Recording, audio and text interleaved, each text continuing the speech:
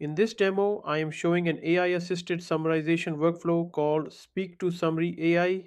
It can take audio recordings, uploaded videos, or YouTube links, generate a summary draft, and send it by email for human review and approval. Here is the Speak to Summary AI interface. There are three ways to submit content: record audio directly, paste a YouTube link, or upload an audio or video file.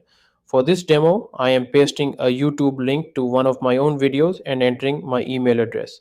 When I click Speak to Summary, the workflow runs through four stages: uploading, transcribing the audio, generating a draft summary, and waiting for my approval. A couple of minutes later, the first draft lands in my inbox. It includes the content type, a structured summary, key topics covered, and takeaways. If I am not satisfied, I can reject the draft and pass feedback back to the AI. The agent uses my feedback to regenerate a second attempt. Once I approve, the finalized summary arrives as a clean, share ready email, no manual editing, no copy paste.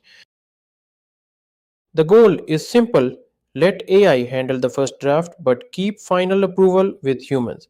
That is how AI becomes practical, controlled, and useful in real business workflows.